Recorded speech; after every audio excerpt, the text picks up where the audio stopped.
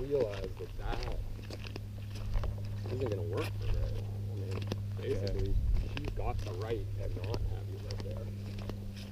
As does everybody else. You know? I mean, you basically, because one thing you're not doing is you're not financially contributing.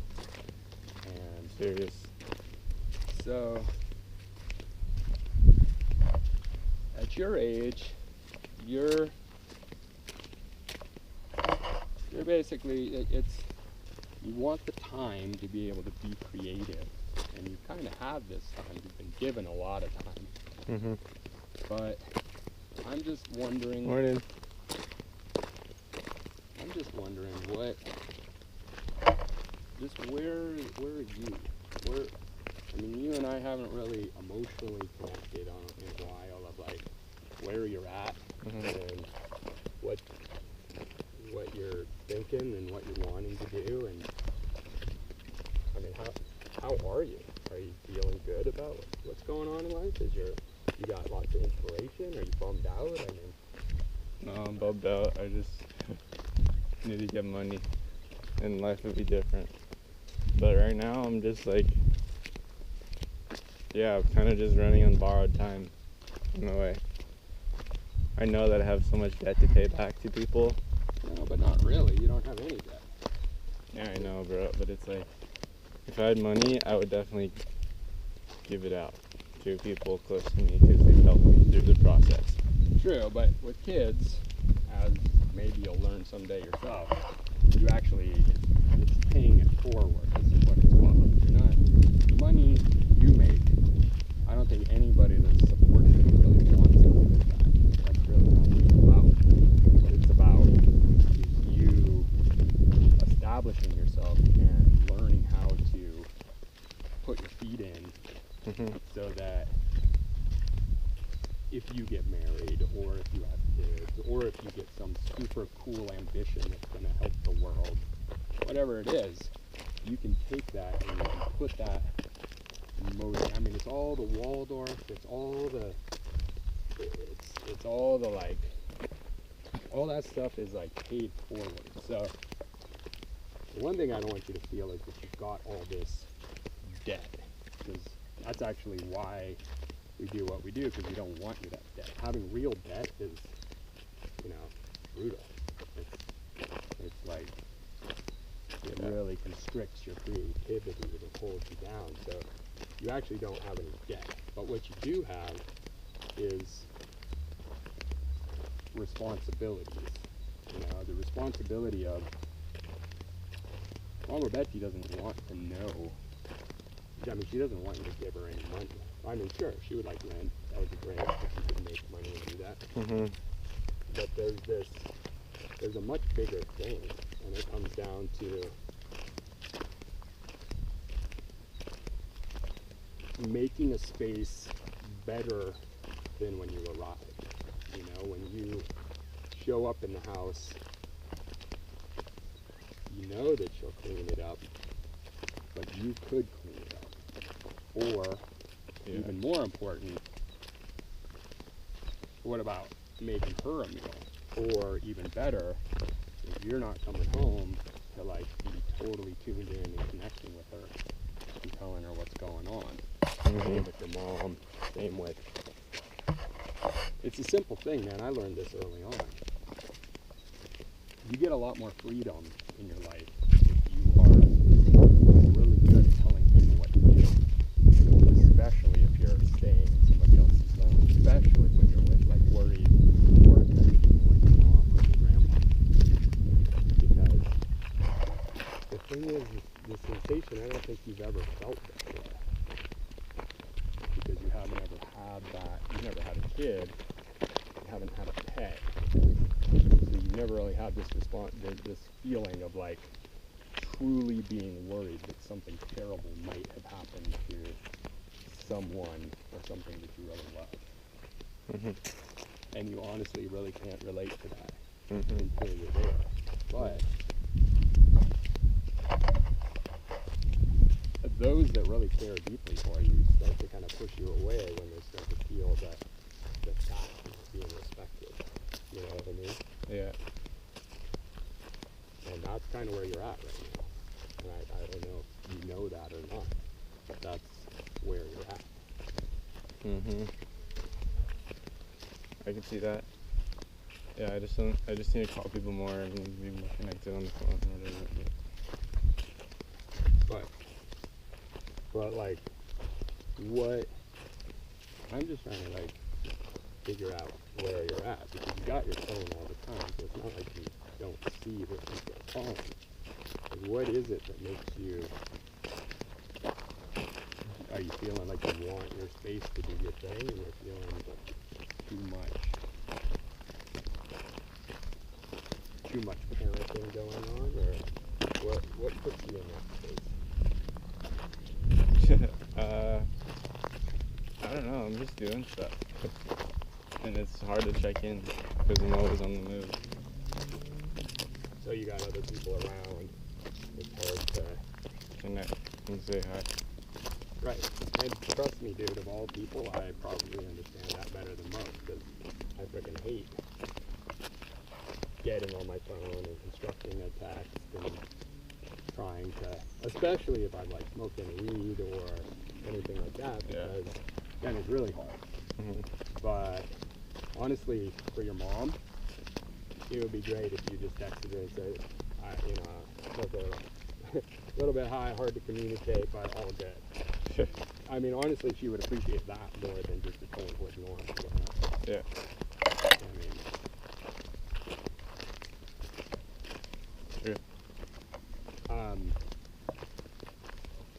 So this other part that your mom keeps talking about, she's like, well, fuck, man. I mean, here in the States, kids move out, they go to college, they're kind of like thrown to the wolves. You got to figure it out. In a lot of other countries, kids stay in their parents' house. They go off to college from the parents' house. The family works together to kind of create something. And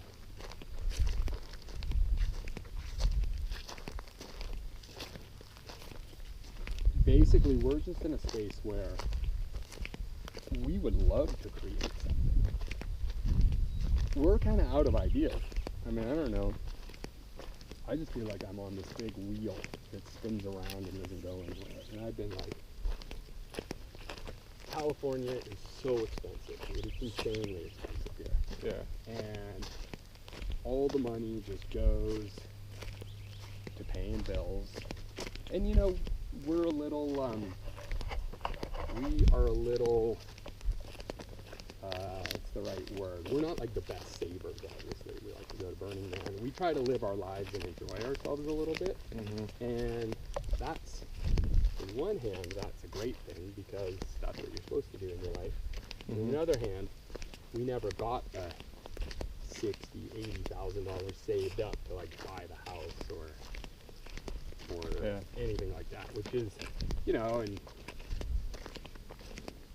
I don't know that we've always made the best choices, and I'm not like here to, I just want you to know I'm not judging what you're doing in your life, because, you know, we all live our lives, we're just doing what we're doing, you know.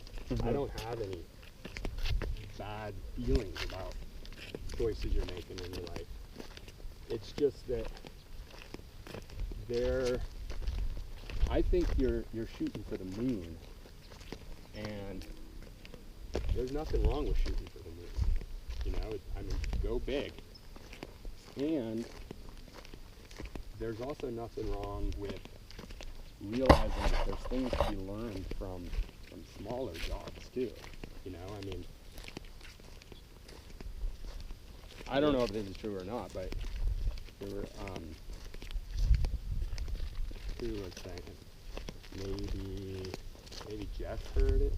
I mean, did Mario set you up with an interview for somewhere, some fitness place or something? He set me up for an interview. No, he didn't really set me up. He told me to go in, and he knew some person. So then I went in, and they're like, yeah, you have to sign in online and like do all this thing online. And they're like, yeah, there's like this place is pretty crowded with personal trainers, so you're gonna be on this waiting list. It's gonna take like a month or two. Right. And then what happened? So then I went online. Did Are you on that list? Did you do it? Because I think so. The way that the story got conveyed to me is that he set up a thing with somebody and then you didn't show up, and so he's like, oh, well, I'm done with it. And I don't know if maybe that's just a telephone game going on. I don't really know. And honestly, that's not really the point. But the point is, what I'm feeling is maybe you're shooting for the moon, you see where you want to go, and you're feeling like these little tiny jobs over here are just distraction and they're going to keep you from getting there. Yeah. But in reality, all those little experiences actually are like learning experiences, and they're status building experiences. Because you're staying in a house with somebody. Like, the difference between you staying in a house and not contributing any financial part to it, and you staying in a house and maybe you can't pay your share for real, but having like the, hey, I've been working, here's the $100, or yeah, you know what I mean? There's a major difference when somebody sees that you are actively, that there's an intention. You know what I mean? Yeah. So I just kind of feel like you're feeling like you need to hit the jackpot in order to even participate. Like, it's not going to work until you make $1 million. And dude, that'd be great. Most people don't make $1 million, but I'm not saying you're not gonna. You're in a different era and you're doing a different thing. I'm not saying that's not happening. I'm just saying that momentum. Sometimes you need wins. Like, you know, silly thing. I've got all these projects and I need to get something done. So I just pick the easiest project that I can fully complete, like have a completion. All I'm gonna do is get in there and, you know, fix a small little piece on my van that's like, that, at least that tiny little thing is done. And then I'm like, oh, change, one done thing. But in reality, if you don't, then you feel like you're not getting anything done. Morning. Good time to be out here. Oh yeah, great day, man. Yeah. Still water in the river over there? Yeah. Cool. Fine. Great.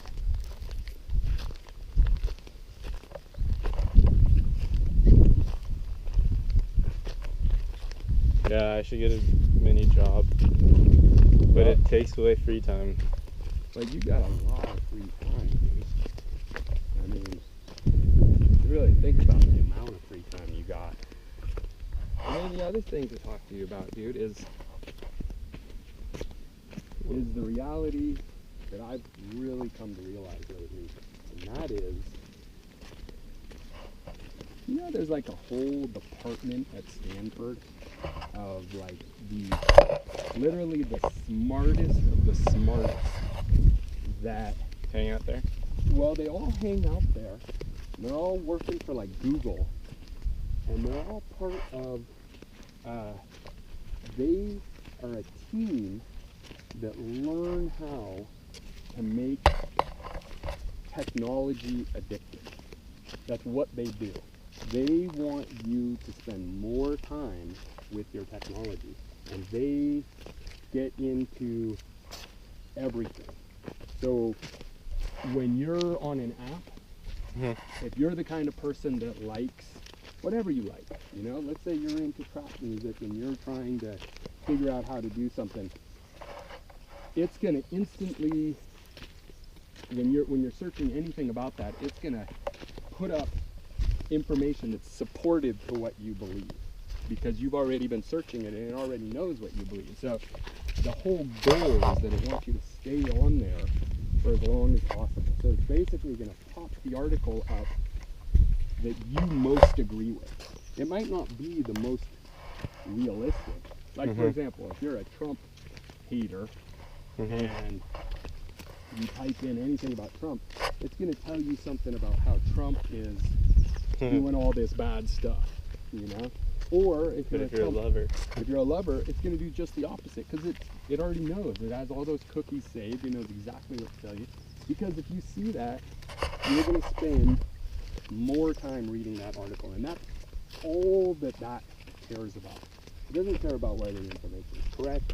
It doesn't care about whether more people read this or that. It doesn't care if it's from a good source. Yeah. It's just the whole point is that you spend more time on your device. And I've spent too much time on my device, laying there at night, kind of flipping through whatever, be it Instagram, be it like going from one article to another. Kind of like it does something in your brain where you see one thing and you read about it, and then another thing pops up and you go there, and then another thing, and all of a sudden you're like, you stayed up too late looking at this screen for no reason at all. And I don't know if that's your reality with your phone, but I find that productivity, like when I am the least productive, is when I spend the most amount of time on my phone. Yeah. And when I'm the most productive is when I totally shut it down and try not to use it at all. And I don't know. Those sites, those platforms are made for like exporting. Like you create in the real world and then you export to like Instagram, Facebook. Yeah, but it's and not then just they create Instagram. the real I mean, world. those Instagram and Facebook, but it's even just Googling anything, like just being online, doing anything. Every search you do is influenced by your previous searches. So, like, if I get online and you get online and we both type in the exact same thing, what pops up is not going to be the same thing. It's going to be an algorithm of, you know, wrenches. So they know that I like these kind of wrenches more, or that I've investigated these wrenches, and you don't know anything about wrenches, so they're gonna give you different information than me. Yeah. Anyway, the point is, I am worried about everybody that I know. There's not one person that I know that I'm not worried about spending too much time on their phone. I'm worried about my mom. I'm worried about Jim. I'm worried about your mom. I'm worried about Saru. I'm worried about myself. It's a lot of stress. It's not stress. It's just that I feel it's